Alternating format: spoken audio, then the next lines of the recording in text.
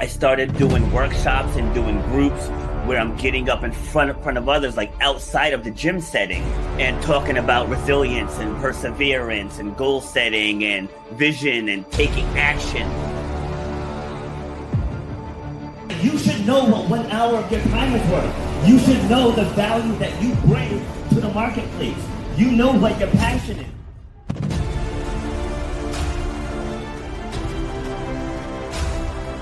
It starts with clarity of vision. If you don't have the clarity of vision, whatever next thing you get, you're not going to see it through because you don't have the clarity of vision. So the point of my pain was being told you will never run or jump again. All that stuff, I was like, you know what, like, I want to be able to take this even bigger.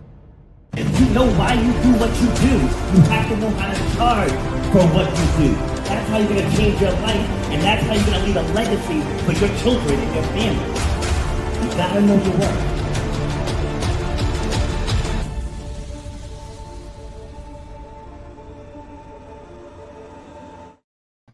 Happy Tuesday, ladies and gentlemen. This is Rob, and I'm back with episode number 379 of Shut Up and Grind. We're all about overcoming obstacles, defying the odds, and inspiring you to clear whatever is blocking the path to whatever success you want in this lifetime. So if you're new to the show, we're all about beating the odds. How can I do this? How can I get through this? How can I not let this stop me? Because it's very easy to get consumed by the obstacles that come in your way. It's easy to let your past define you.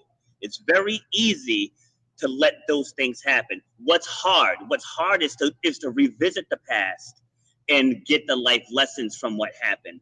Because everything bad that has happened to you, golden nuggets were left behind.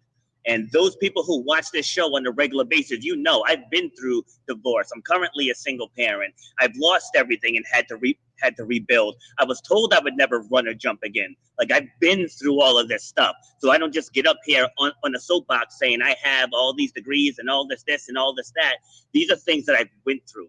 And I find guests from all over the world. I've had guests from 6 of the 7 continents who have those similar stories of resilience and perseverance. Because those two things are what's needed to get you to the other side. Now, for my tip of the day, it goes hand in hand with what I just said. Don't rush to rebuild your life before you understand what broke it. And notice there it says what broke it. It didn't break you. Okay, it didn't break you. You guys know the first chapter in my book is titled There's Nothing Wrong with You. Okay, growth doesn't come from pretending it didn't hurt. It comes from getting honest about what happened, what you learned, and who you're choosing to become next. And I picked this topic because my guest that's going to come on and help me have this conversation has stories and has experience and has created a movement to help women, especially single mothers, and helping them see what they really need to thrive.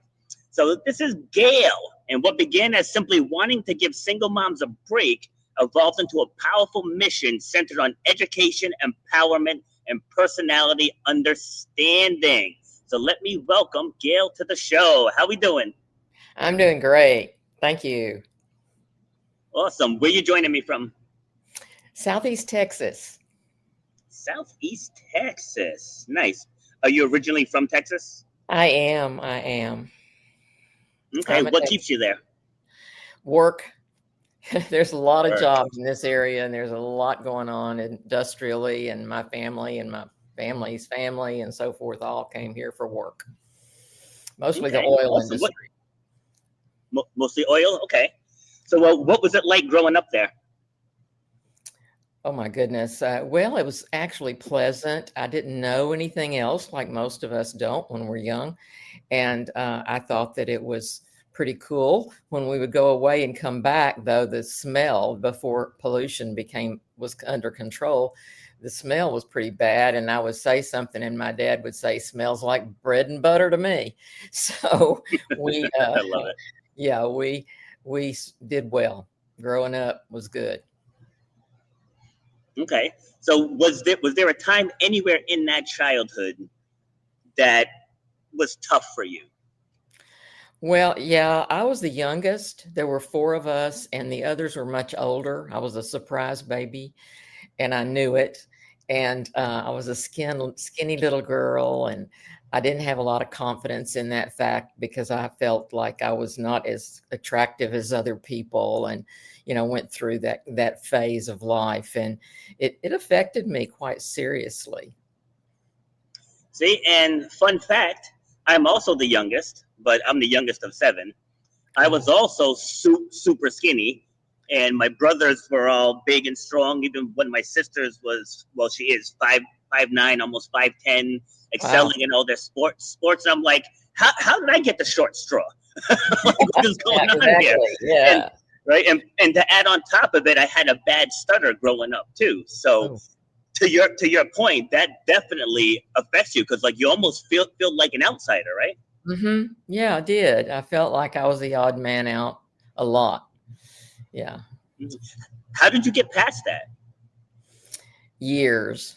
I was in theater and I was very good at theater. So when I was on stage, I could be the star. I could be the Mm-hmm. one, and I won the awards for that. And so that made me feel better about myself. My older sister was the twirler, the drum major, the beauty. And so that made it a little harder, but she loved me dearly and took care of me. And so that was good. But I did do well in theater and public speaking. And so that helped me overcome some of my insecurities. All right. So you said something there that I wanna expand on in a minute, but I wrote it down so I don't forget it. But first, before we dive in to the nuts and bolts of your journey, how would you describe yourself? I'm very deeply serious. I have to force myself not to be negative because Hmm. I'm so serious. I'm also very deeply spiritual, but not in the traditional conservative, Christian way. I'm just Yeah. very deeply a believer in the spiritual life. Um, Basically, I'm a teacher. I have the desire to share what I've learned with other people. And that just seems to be a part of who I was from the very beginning, wanting to inspire other people the way I've been inspired by someone else. And so I do think that that's my core. I'm passionate about teaching and sharing, and that's me. Love it. See, I always ask that question because we live in a world now where people are doing jobs that they don't want to do, that jobs where they're not fulfilled, but yet they stay in it, because we're blinded by the, oh, my sister's here. Hey, hello, Monique. And they're blinded by what society says they should do. But one thing that you said a minute ago, you said you did theater because when you're on stage, you could be the star, Yeah. right? And I think that's and that's why I love doing these shows because you probably said that and just let it roll right off your tongue without really noticing the magnitude of that sentence. Like with me doing this podcast, yes, it's my show and I highlight my guests, but I get to ask the questions. It's like this is my domain.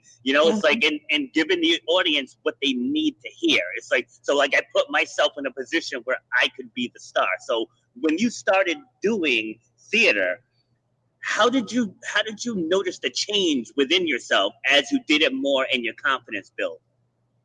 I'm not sure that I actually noticed the change in myself, Hmm. until I looked back on it because I did it well. I was, you know, given awards and that sort of thing. And so I began to feel a confidence that I might not have felt otherwise.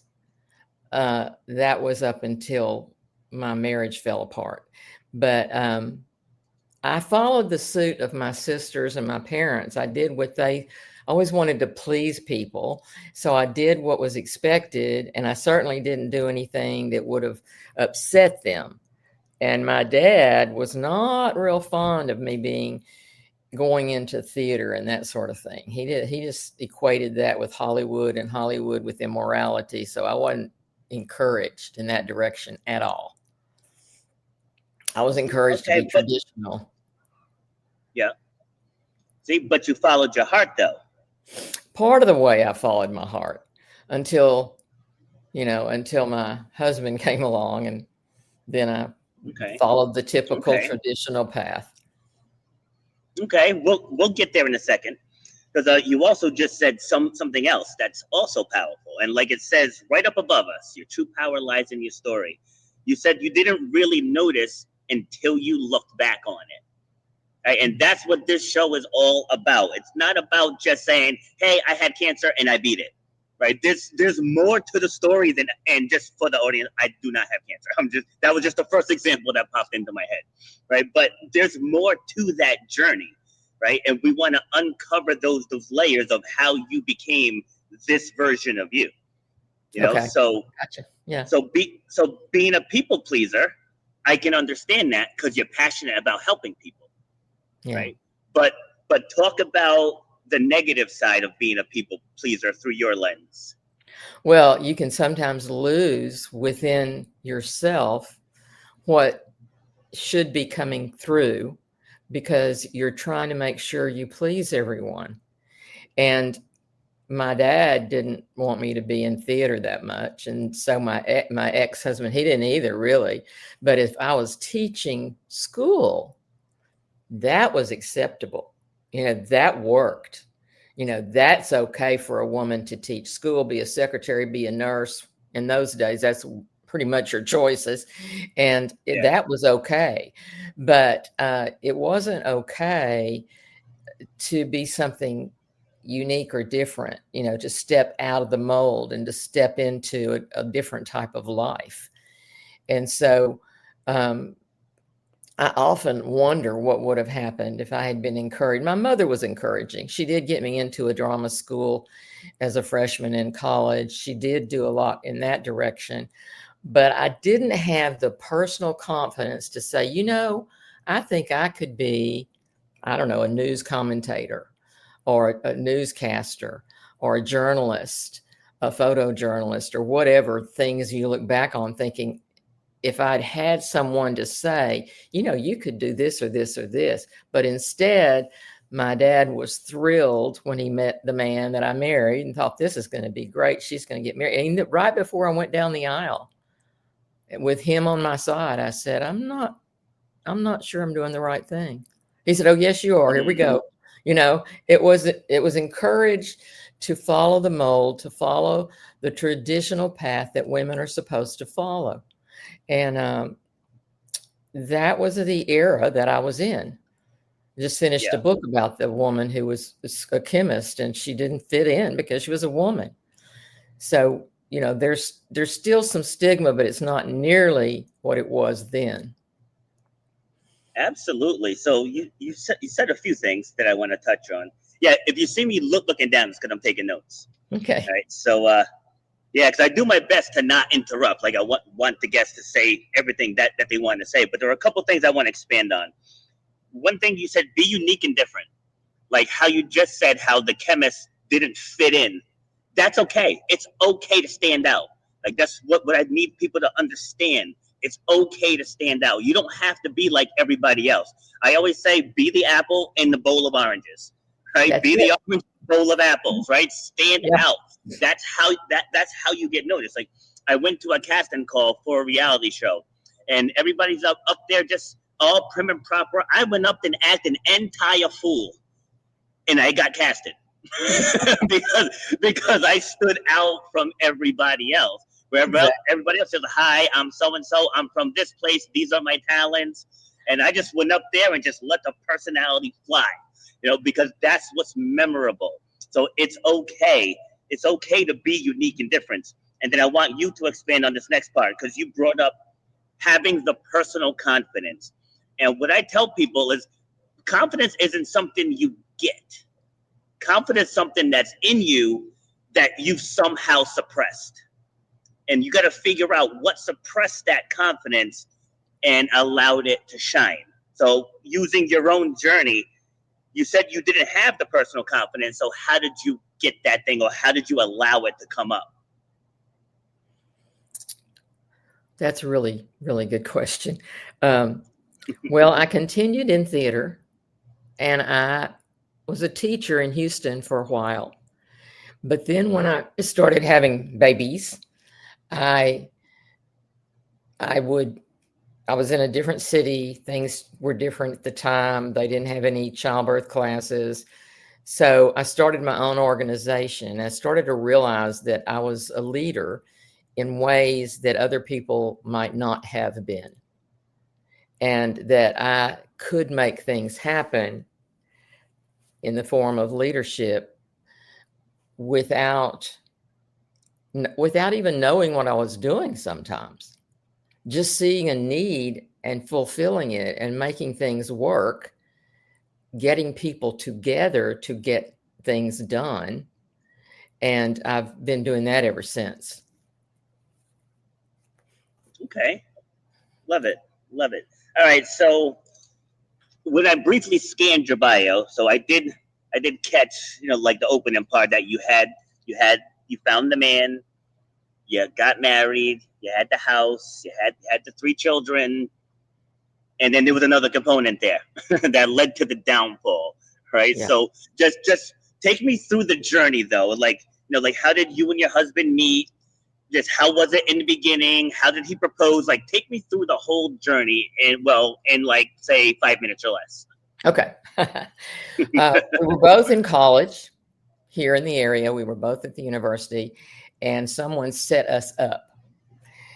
And we kind of clicked, only I had been pretty fed up dating wise. And so I just kind of didn't really push or care. I guess that's what attracted him. I wasn't real interested. And so he was drawn into that. And we went to Houston, met his parents and everything. And both of our parents were really thrilled that the 2 of us, had gotten together. So they kind of pushed it a little bit. And he went into the Navy. That was way back when Vietnam was going on, and long story there. But he went into the Navy, but they took a lot of them out whenever things were pulling back in Vietnam. And he came back to Houston, had a really good job. And I had a job as a drama teacher, and I was doing well, but then I got pregnant. I lost a baby. And so when I was pregnant again, my brother, who had a promising upcoming business here, hired my husband to come in and be business manager. And everybody in the family thought, oh, this is going to be great. You ever have that little bitty niggle in your brain that says, maybe not? Well, anyway, he came and we had a couple more babies. We built a beautiful home. Everything was going great. We were going to have the promising future. And he had some personality flaws. Most people have some, but he had some pretty serious ones. And my brother was getting really crosswise with him. And about the time of that happening, along comes the other woman. And it's pretty typical. I was home taking care of 3 babies. These babies were born in 3 years. I mean, a baby every year. It was crazy. I wasn't prepared for that at all. And here he was going on and on with a new business and so on and so forth. And I even had somebody come to me from work and say, so-and-so is after your husband. And I really didn't want to hear it. I wanted to trust him. But things fell apart that year, and we ended up divorcing. And I had these children, and I didn't want to put them in daycare. They were just starting school. One of them was still very young. And I did have to put the youngest one in a daycare situation, and had to go to work. And I found little jobs to do before I could get into teaching, and found out. Let me pause you. Yeah, let me pause you right there. Hold on. Let me write down working so you can pick back up where you left off. No, because like that's a big deal, right? So we can't just gloss over that, right? So you find out that this other person is after your husband. So it got to a point to where you had to walk away. What what was that like? Like you have the house, you have the kids, you have the husband. Now there's this other thing going on, and you have to make that decision. Like walk me through that. Well, I have to say, I'm a pretty tough person. I don't tolerate just any kind of thing. I told him, I'll forgive you anything we feel, but he never would own up to it. So the night that he stayed out all night long with her on business, I confronted him. I said, I'm not going to live like this. Well, that was his cue. I mean, he wanted some way out. And so he moved out. And it was really traumatic time. And it was probably, you could, when people say, well, the rug was pulled out from under me, that's an understatement. It was like no one else in my family, immediate family, or even extended family, had ever had a divorce. Both of us tried to talk to his parents. We both tried to, it just went through counseling. It just didn't work. He wasn't, because he had been fired by my brother and his ego was destroyed. And she was there pumping up his ego and carrying on and so forth. And he just wanted somebody, a woman that would be there to take care of him and support him and give him what he needed. But the children just seemed to be like a second issue. I mean, I was more concerned about what this was doing to my kids than anything. And it was traumatic for those kids. It was, especially the older one, who was old enough to compute all of this to a degree. And so it was a year that we went through hell trying to get this situation resolved with the lawyers and the property and what I was going to do for a living and so on and so forth. And so I always have a heart for women who go through this sort of thing.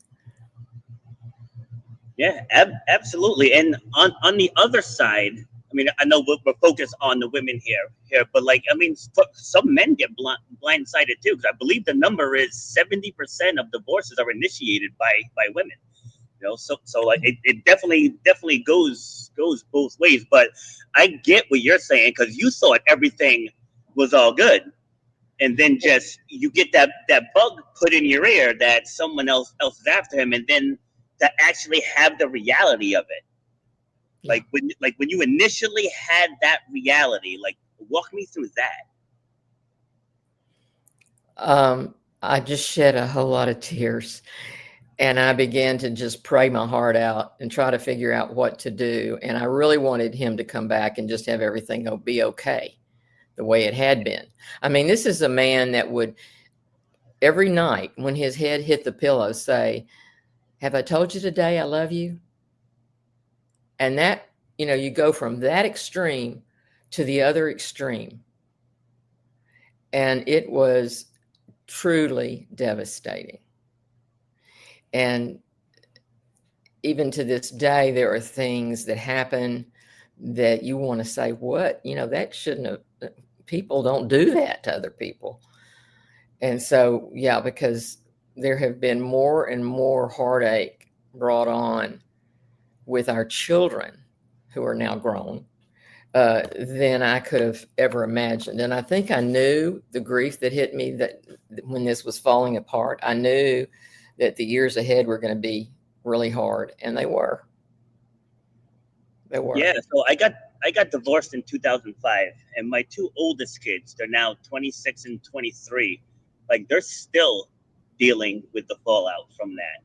Yeah. Like just things that just carried with them this whole time.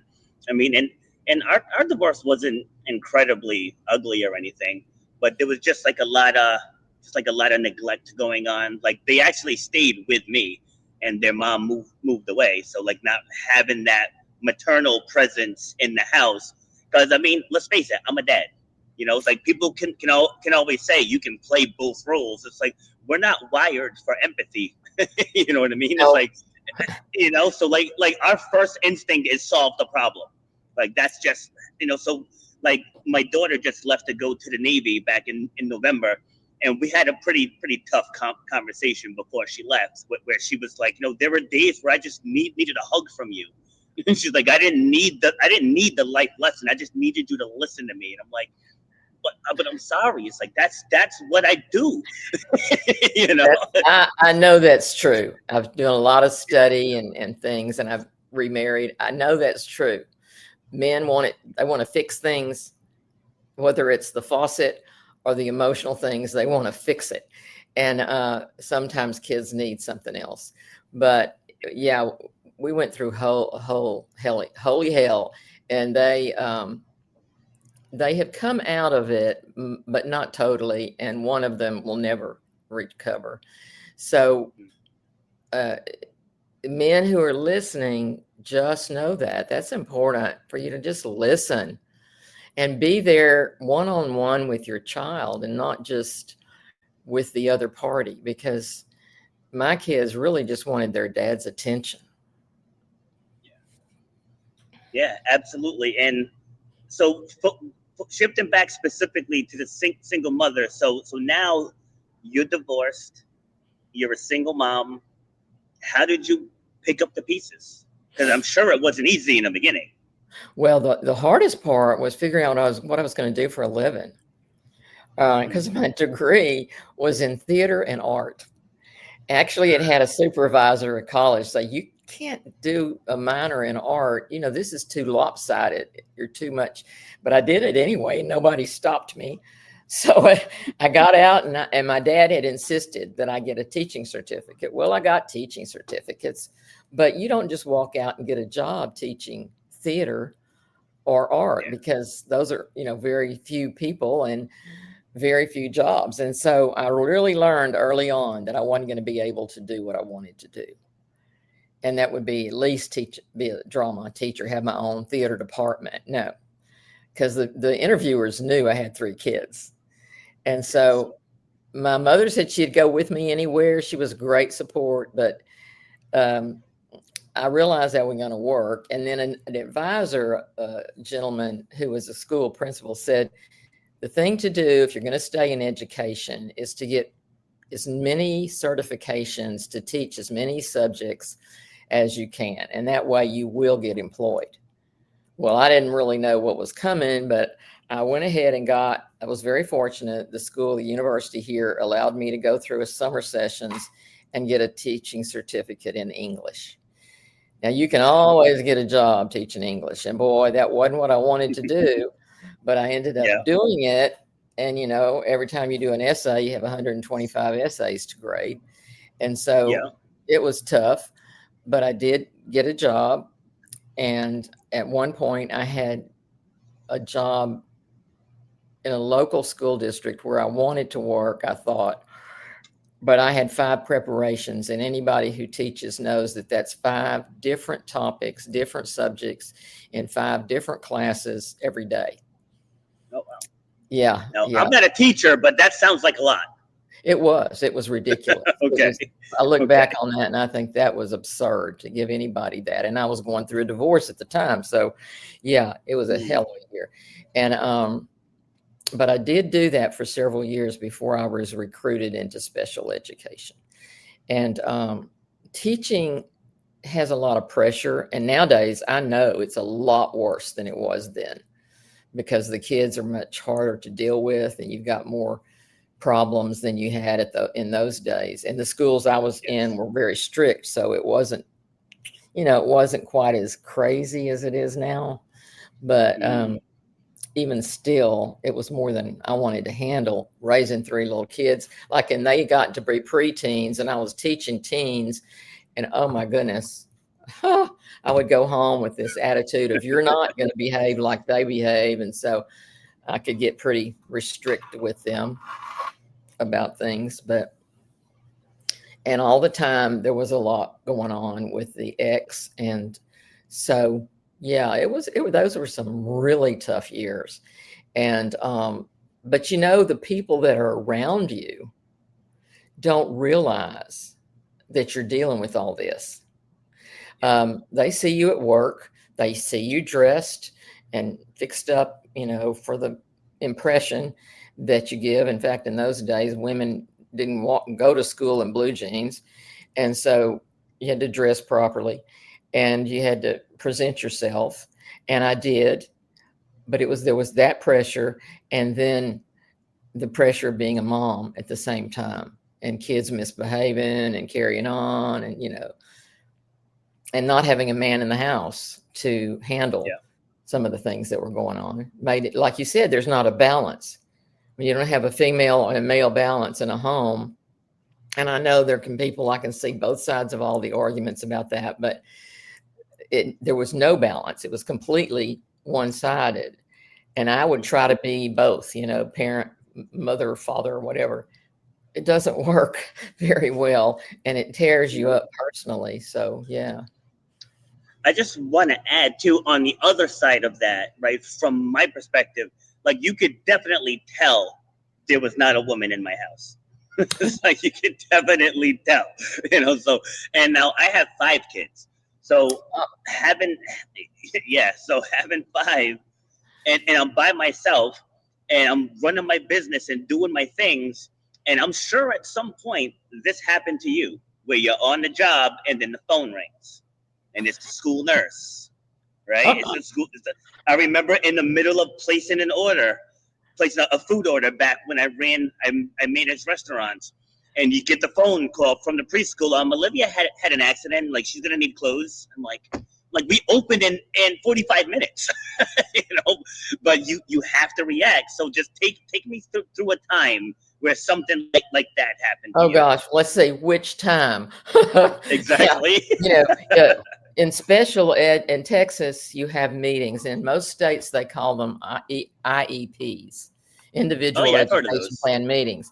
Yes. We call them something different in Texas. But anyway, I had a student that I needed to be in a meeting for that day. And of course, I get the call. My son's sick. Somebody needs to pick him up.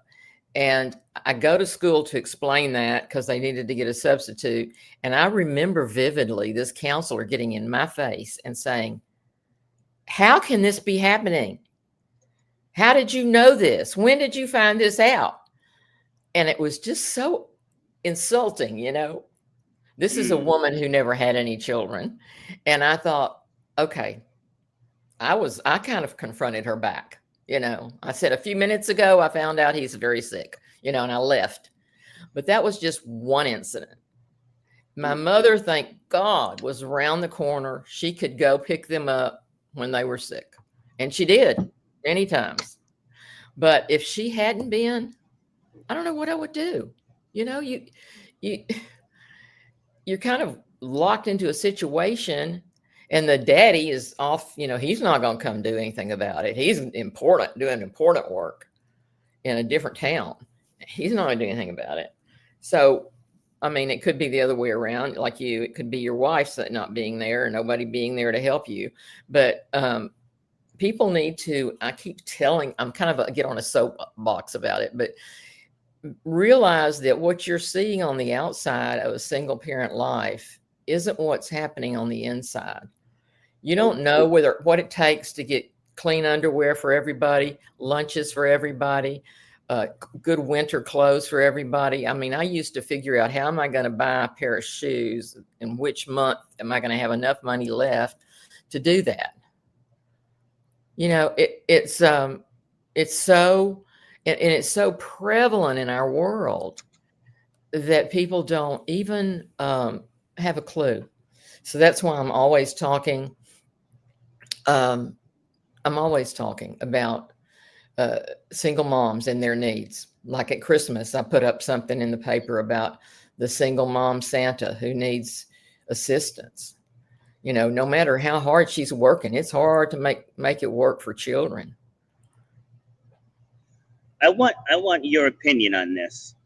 One thing that I can't stand, and a lot of just women in general, like, really cling to this word, independent. It's like I got to be independent. I got to do it all myself. And I always say, as human beings, we're not meant to do things alone. We are not. Like, I'm single myself, but I have help where I need it. Like, I have no problems admitting that. I'm not out here trying to be friggin' Superman. It's like if I need a hand with something, I have no problems asking for it. But like I've witnessed it, like I've heard it with my own ears, where someone is struggling. It's like, hey, do you need a hand? No, I can do it. But you don't have to. You Yeah. don't have to. It doesn't destroy your womanhood by asking for help. I promise it doesn't. So what are your thoughts on that? Well, that's a big one for me because as a life coach and working with single moms, I'm always saying, do not hesitate to ask for help. People really do want to do something, but they don't know what to do until you ask. And it may be hard, but there are people who want to help you. And there are organizations and there are funds for you, but you have to be willing to ask, and you have to be willing to go out there, make yourself vulnerable, but ask. You do. You have to do that.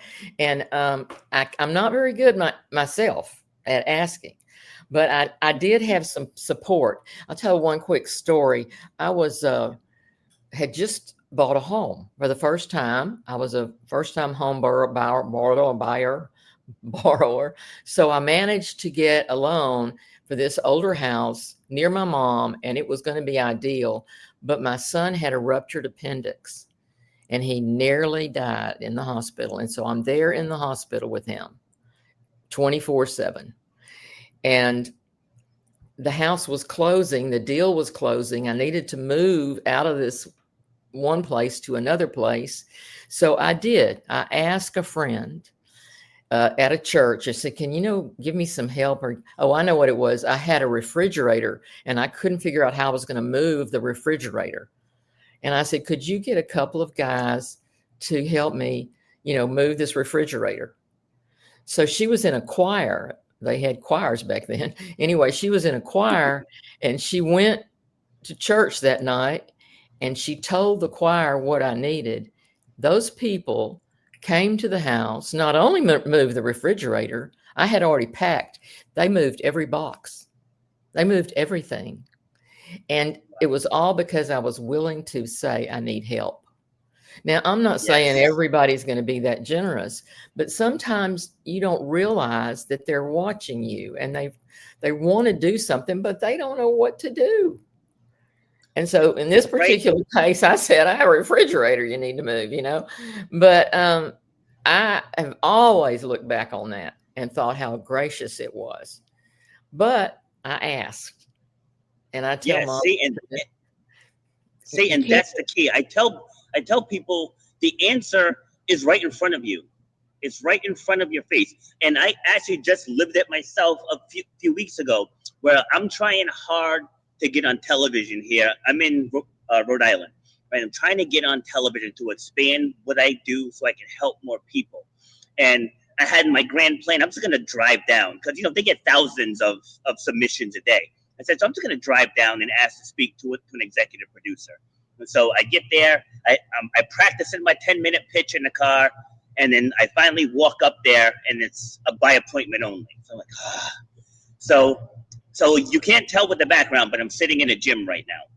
So I was working with one of my personal training clients the very next day, and I'm telling him my story.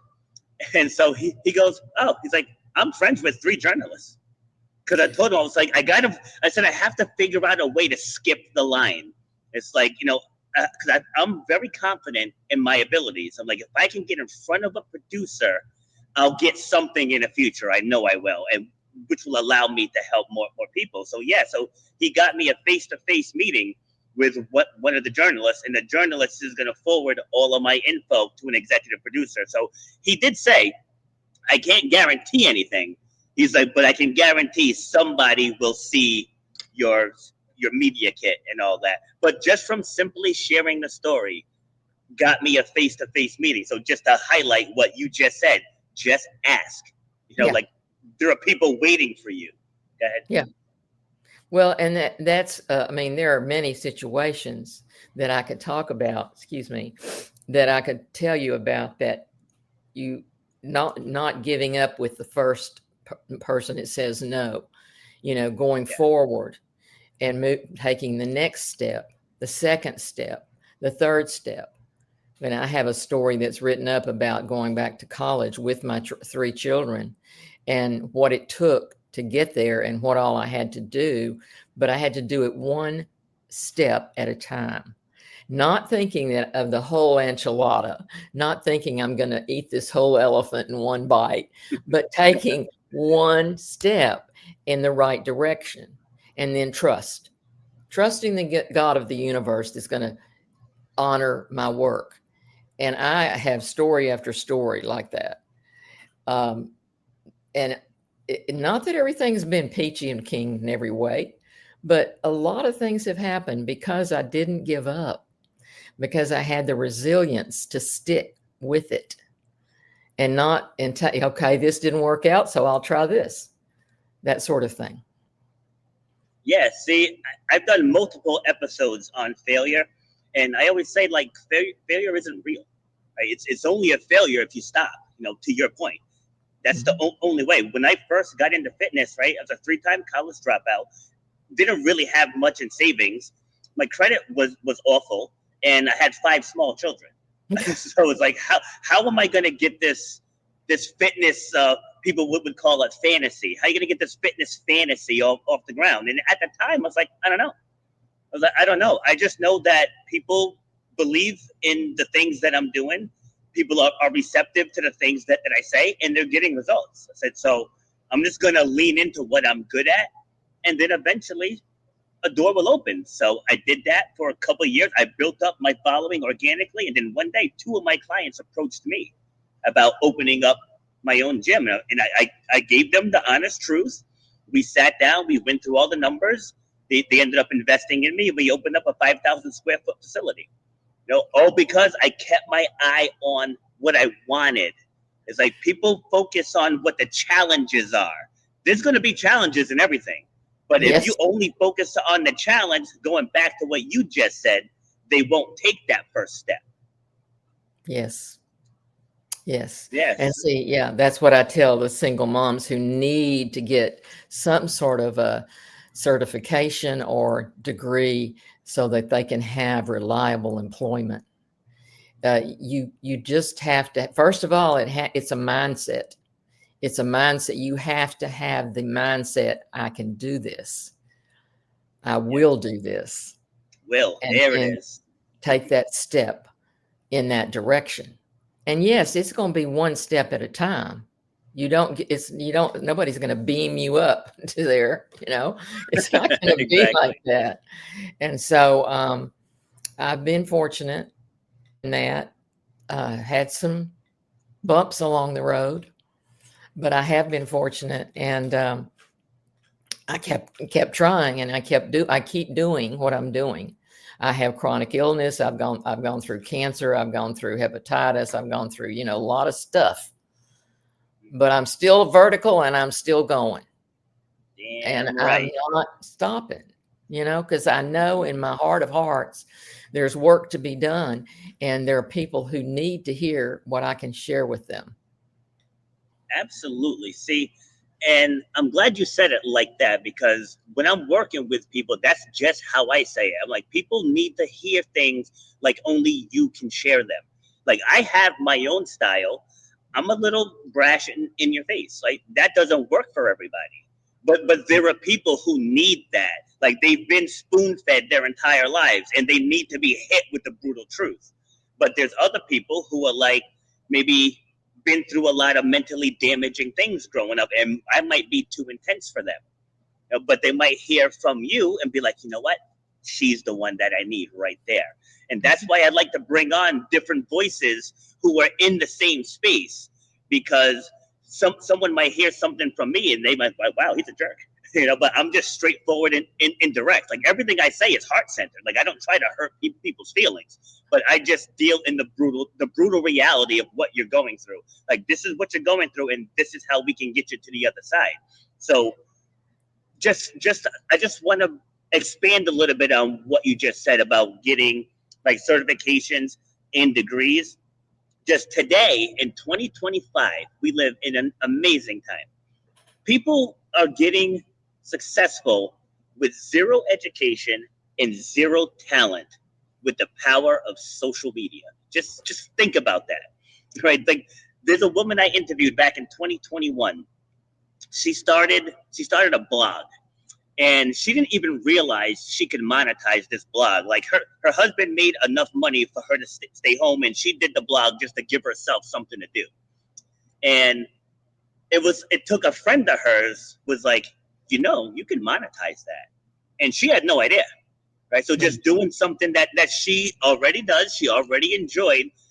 That blog today is doing nearly 7 figures from sponsorships, selling of the recipes. Like, she didn't have to learn anything new, and not taken away from what you said. That's absolutely true.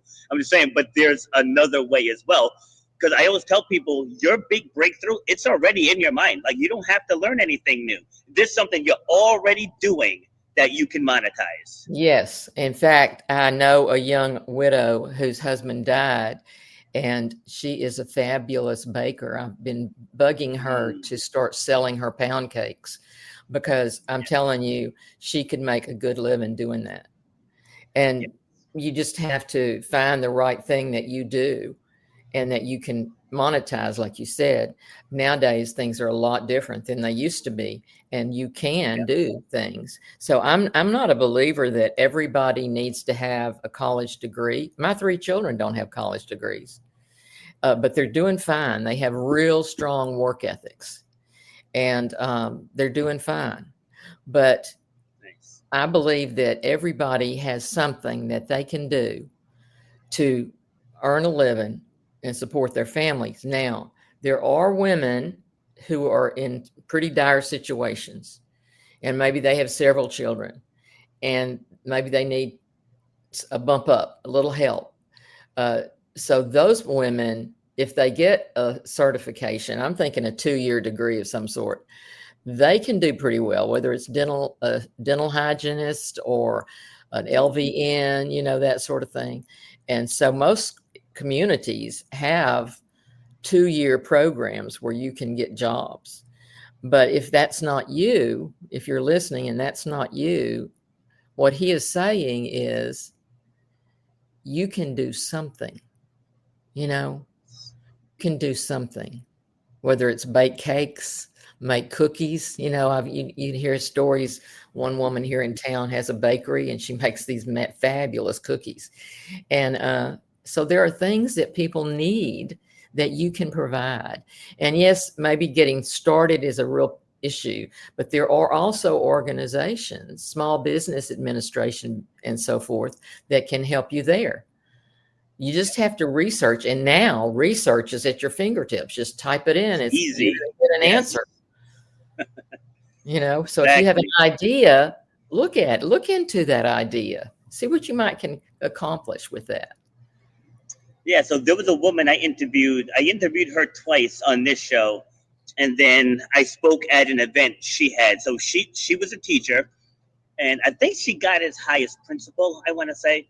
But there were like political things within the school that didn't sit well with her, and that you really can't change, because that comes from the Board of Education. So what she did was, instead of just dealing with a place that wasn't serving her purpose, she got out and she started tutoring. And little did she know, she was making like 4 times the amount tutoring than she was as a principal. So she's like, this is amazing. She's like, I want to teach other teachers how to do this. So she created a platform teaching teachers how to take their talents online and become a tutor. Now Good she's for making her. like buco 6 figures, but going back to what we both just said about, you can take what you're currently doing and find a way to make it bigger. Like, all the things that I've gone through is like, people, I have like, I don't know, 40 speaking bookings coming up, and all I'm doing is just telling things I've been through. Like, I'm not sharing anything earth-shattering and how to make $1 million in 5 days. I'm just sharing what I've gone through, because there's so many people out there who are in pain. They're stuck in a rut. They're still letting their past beat them up, and they don't know how to take that information and move it forward. So as we start to wind down, you mentioned in your bio about doing an autopsy of your past. Take Yes. me through that. Well, one of the things I tell women, especially women who are going through a divorce, could be a separation, could be a breakup, but when you're going through that and you're looking at your future is not getting another man or getting in another relationship. It is looking at yourself. Do a complete autopsy of the relationship before you move forward. And so, what an autopsy does, it rips it open and it looks at the inside of it and says, what wasn't right with this relationship? What could I do differently the next time? How could I make it better? And so it took me a lot of years to do this. Wasn't an overnight thing. I mean, I really did go through a period of thinking, oh, if I could just get remarried and everything be peachy. And, I went through that because I saw other people doing it and I thought that they had it made, but they didn't. They were just jumping or rebounding. And so what I tell women, do that autopsy. Men, do that autopsy. Don't go out and get into another relationship just like the one you're getting out of, and find out what it was that went wrong so that you can correct it and it doesn't happen again. See, and I want to add to that because I had to do this myself because I was that guy. I would get out of one relationship and hop right into the next. Get out of that one, hop right back into the next without really taking any reflection time. And so so I've been single roughly 8 years now, and I took a lot of time because it's always this one's crazy, this one's this like you're always bashing the other person. But I was like, there's a common denominator here in all these relationships, me. So it's like, where did I go wrong here? It's like, was I a good enough listener? Was I a good enough, partner? Was I good enough in all of these different areas? So to your point, like I had to really look at, where did you go wrong? So if I do decide to date again, I can be a better version instead of trying to avoid this type of woman. Like I need to be this type of man. Is that what you mean when you say? Oh, I love that. I love that. That's great. Really is. We all should hear that, younger maybe, but yeah. Because it is, when you think about it, the common denominator is us, and we need to realize the situation, look at it really realistically. That my husband and I now, we dated for a long time before we decided to tie the knot. We were older, but we also had been through some stuff in other relationships, and we learned that way. And that's not the way you want to learn. You want to learn on your own. In the first chapter of my book is on solitude, not being afraid to be alone, not being afraid to have some of that personal conversation with yourself so that you can learn about who you are and what you need and what you want for your future, but what does it take on your part to make that happen? Yes, so in our last few minutes here, what do we got? We got about 7 minutes or so, right? So let's talk about that single mom who's struggling. Maybe she's lost herself. Maybe she doesn't believe in herself. Maybe she thinks it's all her fault, right? How do you help her reframe those thought patterns?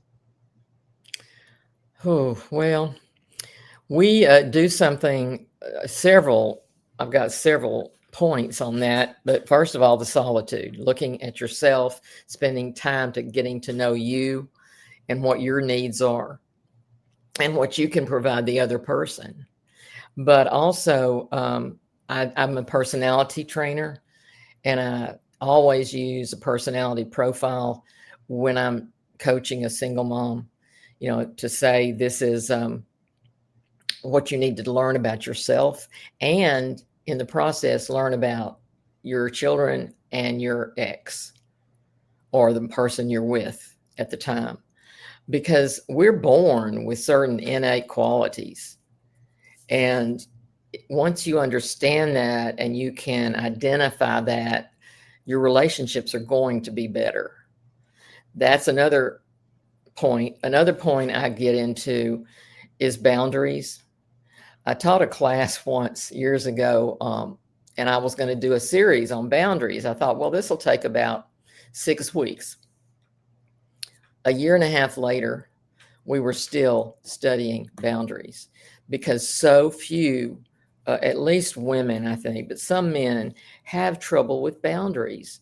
And that means they don't know how to say, you can come this far in my life and you can do this much or say this much. But at this point, you can come no further. In other words, had a mom one time that she had trouble with her mother calling her and getting into her life. I said, well, just don't answer the phone. It was like a light bulb went off in her head. Like it never occurred to her that she could not answer the phone. And nowadays, everybody's got IDs. You know who's calling you. So there are so many little things. And right behind me on the shelf, I've got a whole passel of books on boundaries. And I teach that to women because I've seen a lot of them have boundaries that are broken. Sometimes it's broken because of child abuse when they were young. And that automatically rips your physical boundary away. And whenever you grow into puberty, you don't realize that you actually have a choice. You can say no, you can keep people at a distance. Not everybody has that option, but I'm saying that we often don't teach girls that they can have a boundary, and it's certainly okay to do so. So those are a few of the points that I teach. I also talk about having a vision. The last chapter is on working with children who are blind, which was my last profession. And I'm writing about that now, the things I learned from those girls who are now women about accepting life's challenges and being optimistic and visionary, even though they can't see. So I've got a lot I can say, but those are the main points. Okay, so I want to double down on what you said on boundaries, because I think that's huge. Because here, being in the gym, there's mostly, we have a decent amount of men, but it's mostly women. So I hear a lot. I've heard a lot over the years, training thousands of women. Like I've heard it all. But one of the things I always get I have to, dot, dot, dot. And I always respond with, well, why do you have to? Like, why do you have to? Because somebody else might get mad for a second? It's like, I donated a kidney to my sister when I was 38. For whatever reason, going through that process, I felt my mortality, right? And ever since then, I'm like, I'm not doing anything I don't want to do. It's like, I'm nice and I'm respectful about it. Like I'm not a jerk about it. But if I'm invited somewhere, I'm like, no, thank you. And now that I've done it enough, people have accepted my boundary. So if they ask me and I say no, it's not a big deal. It's just in the beginning, when you first start laying that boundary, people might give you some pushback. They are going to. Once they're used to it, right? Once they're used to it, then they're going to understand, all right, I can't shake this person. Right. So I want you to go a little deeper before we finish. And it's okay. And if you have the time, if we go over a little, that's fine. Because I think this topic is important. It is important. It's very important because I think, women in my era, especially, were taught that they needed to not be angry. That wasn't pretty, not be confrontational. That wasn't feminine. But you need to realize that it's okay to protect yourself. But before you can do that, you've got to know yourself. You've got to have confidence in yourself before you can say to somebody, don't mess with me. Now, I did go into this marriage with very strong boundaries. And a lot of independence, I guess you could say. But my husband said I was single too long because he couldn't make me into this, submissive woman. But I think that truly it starts with girls when they're young. They need to know when they're young that it's okay to be who they are, and that they don't have to meet a certain standard of what is beautiful, attractive, feminine, and all of those things. It was, I don't know if it was more so whenever I was young, but it seems like it was. I mean, nowadays girls can wear just about anything they want to wear, but in those days you had to dress a certain way. Now you can carry that to the extreme, and we could talk about that another day. But I think that teaching our young people to have enough confidence that they can say no, they don't have to say yes to everything, and it's okay. It's okay. Yes.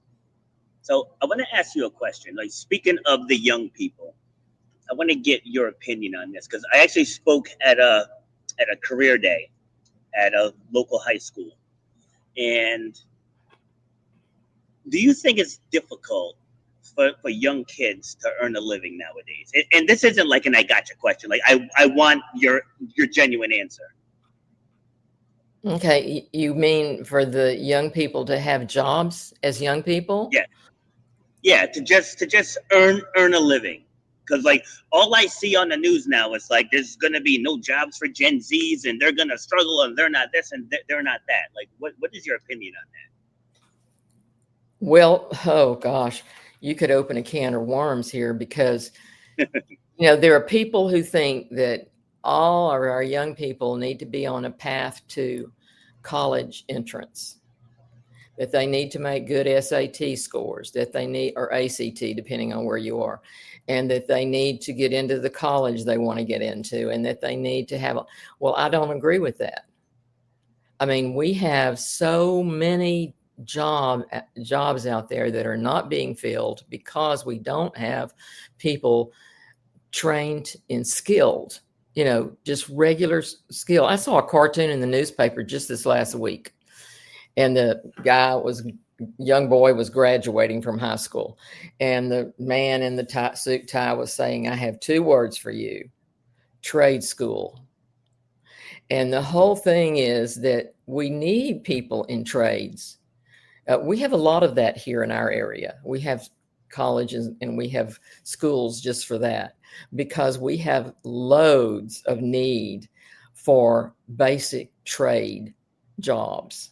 That's one of the things that built the area here, because we were built after Spindletop, and most people will know that Spindletop was the big oil gusher that came in the early 1900s.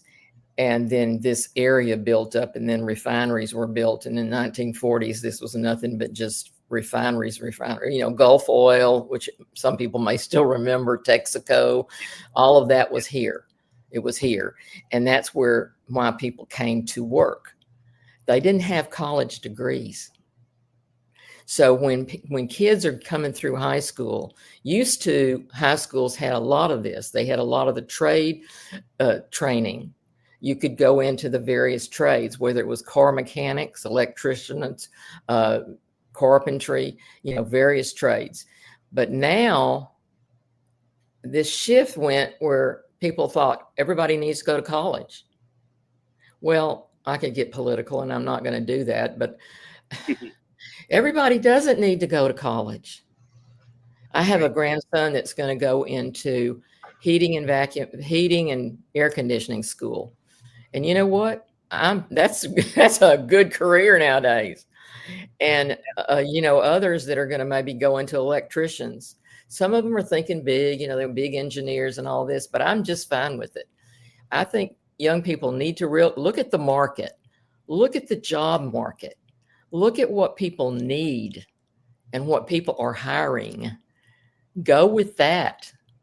Don't be high in the pie. I want to be this or that kind of nuclear scientist or, neurosurgeon or something, because how many people need that? How many, I was foolish.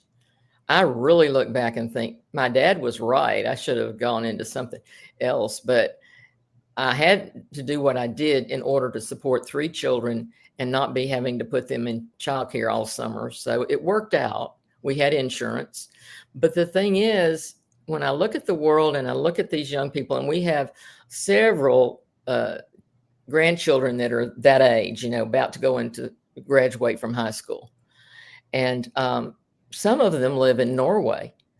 And Norway is exceptional in how they are channeling their people, whether it's into hospitality and hotels, chef training, basic skills that the job market needs. So don't just go off to college, get a 4-year degree, think, okay, now I can get a job. I can tell you some that I know right now that did that, and they're not able to get a job. See, and now I want to tie that back to the single moms, because it's the same thing. Because like for the single mom, you don't have to work 50 hours a week and put your kid in daycare. Like, you don't have to do that. So to your point, it's like, what skill do you have that you can teach someone else? Like, the number one e-commerce sellers are how-tos. Like, my book is How to Overcome the Fear of Public Speaking. Because like a lot of people are terrified of that. So I'm teaching you a way how to get over that, how to take your stories and turn them into something powerful. Like with you, go back and revisit the past, do an autopsy of your past. You're teaching people how to take their mess and turn it into something positive. So for any of the single moms watching here, again, the answer, it's already in your subconscious mind. And if you need to speak further, Gail, let people know where they can get in contact with you. GailShowalter.com. I'm all over the internet, Instagram, YouTube, you name it. I'm there.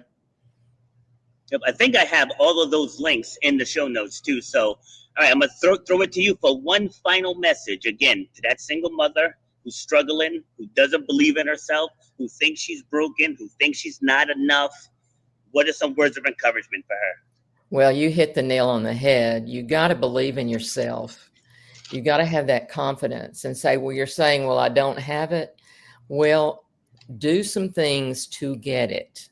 In other words, I don't care if you go to the library, if you go online, you talk to ministers, you talk to counselors, start uncovering that person within you that has something to offer the world, because you do. And be easy on yourself. Be gentle on yourself. Don't beat yourself up. It's self-love and self-respect that will get you anywhere you want to go. Love it. Love it. And I'll just add one more thing. Self-forgiveness. Yes. A lot of women that I've worked with, they blame themselves. And it's like, if you blame yourself, okay, forgive yourself now. Yeah. Like, that goes a long way. Well, Gail, this was great. We can talk all day about this topic. So thank you very much for taking the time to come. Where are we here? I do panels. Let me show you so I do panels. I usually invite up to 6 of my former guests. I pick one topic. Like, I pick the guests first. And because I've obviously interviewed you all, so I know what you all can speak on. And then I pick one topic. And we each round table that one topic for an hour and 15 minutes. And people always say, well, what if we all think the same thing? It's like, I think I've done 16 panels so far. And there's always been a unique perspective. Going back to what I was saying earlier, there's not one way that works for everyone. There's not just one style that works for, like, I can say the word vacation. What's the first thing that pops into your mind? Nova Scotia. See, Nova Scotia. Mine was palm trees. No. One word, right? One word, 2 different points of view right off the bat. So like, when we're talking about these subjects, like that one was embracing vulnerability. I've done how to get back up when life knocks you down. How to love yourself again after heartbreak, things of that nature. And so, like I said, I pick the guest first. so I know what combo I'm working with, and then I'll pick a topic that I know all of us are well versed in. So if you're interested in that, let me know, and I'll add you into the list. I'm gonna do one more in 2026. I think I've only done one this year, but other than that, you're welcome back if you want to do a part 2 also, because I know we barely scratched the surface in your story. Oh, love to. I love to. This is good. Yes. Awesome. Good. All right. Well, again, thank you. I'm going to cue the outro, and I will see you soon. Take care. Bye. You've been listening to Shut Up and Grind. We hope you've gotten some useful and practical information from this show. Robert has over 20 years experience pouring his knowledge and expertise at many events in the service and fitness industry, as well as secondary schools and universities. He has a true passion for helping others break through the barriers that are holding them back. To book Robert B. Foster to speak or to reach out, go to robertbfoster.com. Till next time, shut up and grind.